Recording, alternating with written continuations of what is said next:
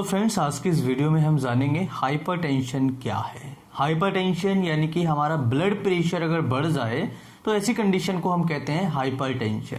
इसके कुछ ग्रेड्स होते हैं, फर्स्ट स्टेज, सेकंड स्टेज, जिसे हम ग्रेड भी कहते हैं, first grade and second grade. तो यहाँ पर हमारा जो ब्लड प्रेशर होता है ये नॉर्मल कितना होता है, सबसे पहले हम ये समझेंगे। नॉर्मल ब्लड प्रेशर अगर किसी व्यक्ति का 120/80 mmHg ब्लड प्रेशर आता है और इससे कम है थोड़ा सा, यानी कि 90-60 तक अगर आता है तो ये नॉर्मल होता है। 90-60 यानी कि ऐसा नहीं है कि 90 और 60 तक आ जाए, यानी कि ऊपर का जो ब्लड प्रेशर होता है वो 90 हो और नीचे का जो ब्लड प्रेशर होता है वो 60 हो, तो ये नॉर्मल की कैटेगरी में आता है अगर यहां तक ब्लड प्रेशर आता है तो।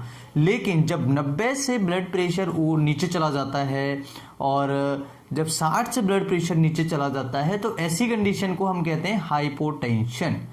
तो जब भी ब्लड प्रेशर किसी व्यक्ति का 90 से लेकर के 120 ऊपर का ब्लड प्रेशर, जिसे हम सिस्टोलिक ब्लड प्रेशर कहते हैं, इसके बीच में आता है 90 से 120 के बीच में, तो ये नॉर्मल होता है। और अगर नीचे के ब्लड प्रेशर यानी कि डायसिस्टोलिक ब्लड प्रेशर की बात करें तो ये 60 से लेकर के 80 तक होता है और ये नॉर्मल माना जाता है। अब अगर बात करें कि स्टेज 1 की और स्टेज 2 की और प्री हाइपरटेंशन की, तो प्री हाइपरटेंशन अगर किसी व्यक्ति का ब्लड प्रेशर 120 से ऊपर जाता है, जो कि आपका 139 तक होता है, मैं ऊपर वाले ब्लड प्रेशर की बात कर रहा हूं जिसे हम सिस्टोलिक ब्लड प्रेशर कहते हैं, तो ये 120 से लेकर के 139 तक अगर जाता है तो इसे हम कहते हैं प्री हाइपरटेंशन। और यही ब्लड प्रेशर अगर इससे और ज्यादा बढ़ता है तो ये फर्स्ट स्टेज और सेकंड स्टेज में चला जाता है। अब बात कर लेते हैं नीचे वाले ब्लड प्रेशर की। अगर किसी व्यक्ति का ब्लड प्रेशर जो कि डायसिस्टोलिक होता है, नीचे का ब्लड प्रेशर होता है, ये 80 से लेकर के 89 यानी कि 90, तो 89 तक अगर ये जाता है, 80 से 89 तक जाता है, बढ़ रहा है, तो इसे हम प्री हाइपरटेंशन कहते हैं। और अगर किसी व्यक्ति का ब्लड प्रेशर 40 से लेकर के, ऊपर वाले की बात कर रहे हैं अब हम, ऊपर का ब्लड प्रेशर 140 से लेकर के 159 यानी कि 60 में 1 पॉइंट कम होना, तो 140 से लेकर 160 तक अगर किसी का होता है तो इसे हम कहते हैं स्टेज 1 हाइपरटेंशन। और अगर किसी व्यक्ति का 160 से ऊपर जाता है तो इसे हम कहते हैं स्टेज 2 हाइपरटेंशन।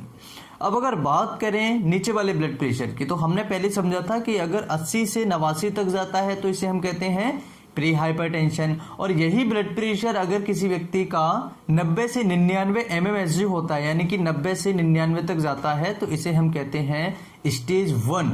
और स्टेज 2 यानी कि 100 से ऊपर जा रहा है किसी व्यक्ति का, तो इसे हम स्टेज 2 के अंदर रखते हैं। तो आज के इस छोटे से वीडियो में आपके कंफ्यूजन मुझे लगता है क्लियर हुए होंगे कि हाइपरटेंशन कितना है, क्या होता है, नॉर्मल ब्लड प्रेशर कितना होता है, स्टेज 1 हाइपरटेंशन क्या है और स्टेज 2 हाइपरटेंशन क्या होता है। अब बात कर लेते हैं कि हाइपरटेंशन होने के कारण क्या होते हैं। हाइपरटेंशन होने के कुछ प्राइमरी कॉजेज होते हैं, सेकेंडरी कॉजेज होते हैं। तो जो प्राइमरी कॉजेज होते हैं वो 94% होते हैं, यानी कि 94% जो कॉजेज होते हैं हाइपरटेंशन के वो केवल और केवल प्राइमरी होते हैं।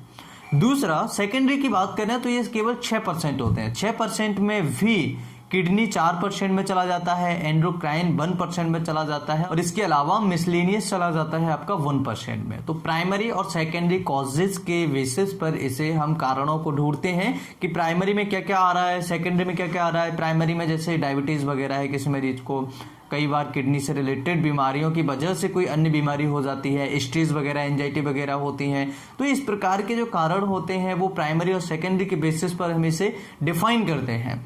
तो आज के इस वीडियो में हमने जाना नॉर्मल ब्लड प्रेशर हमारा कितना होना चाहिए। अगर किसी व्यक्ति का ब्लड प्रेशर 120 तक आता है, 90 से 120 ऊपर का ब्लड प्रेशर, ये नॉर्मल है। और अगर नीचे का ब्लड प्रेशर 60 से लेकर के 80 तक आता है तो ये नॉर्मल होता है, कोई घबराने की बात नहीं होती है।